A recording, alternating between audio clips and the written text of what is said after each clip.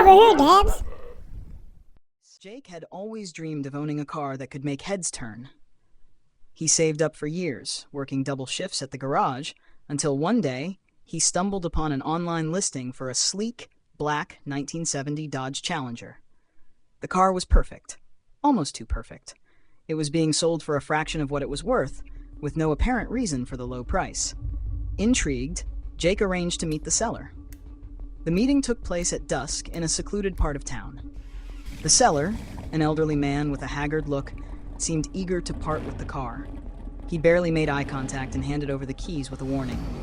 Be careful with her. She has a mind of her own.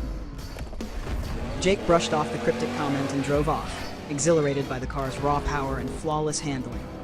That night, he decided to test his new ride in an underground street race. The thrill of the race and the roar of the engine made his heart pound. He felt invincible. As the races continued over the next few weeks, Jake noticed strange things about the Challenger. It seemed to guide itself during races, taking turns he hadn't intended, avoiding obstacles he hadn't seen. The car was winning every race, and Jake's reputation on the streets soared. However, the car also seemed to have a dark side. It would sometimes lock its doors and refuse to let Jake out until hours later. At night, Jake could hear whispers and faint screams coming from the car when he was alone with it.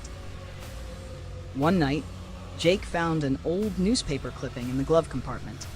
It detailed the story of a notorious serial killer named Victor Crane, who had been executed years ago.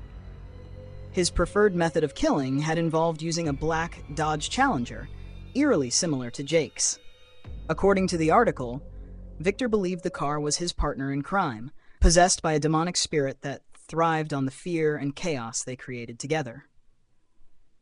Jake's unease grew, but the allure of the races kept him hooked. He couldn't let go of the adrenaline rush or the prestige he had gained. The car seemed to revel in it too, its engine purring with satisfaction after each victory. One fateful night, during the biggest race of the season, the car took control in a way it never had before. Jake was a mere passenger as the Challenger swerved dangerously through the streets. The other drivers were no match for the car's malevolent precision.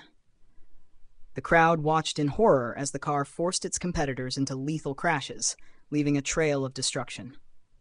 As the finish line approached, Jake fought to regain control, but the steering wheel wouldn't budge. The whispers grew louder, morphing into Victor's sinister laughter.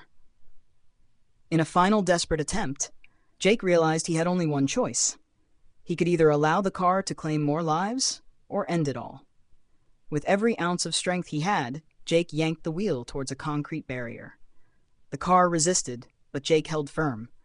The Challenger's laughter turned into a furious roar as the car careened towards the barrier at breakneck speed. In the split second before impact, Jake felt a strange sense of peace. He had made his decision. The car smashed into the barrier, the force of the collision crumpling the metal and shattering the windshield. Jake's world went black.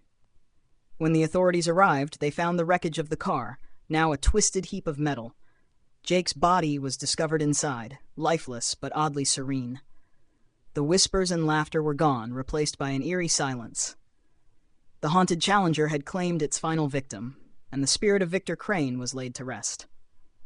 From that day on, the story of Jake and his cursed Challenger became a legend among street racers. The car was never seen again, but the tale served as a chilling reminder of the price one pays for flirting with darkness.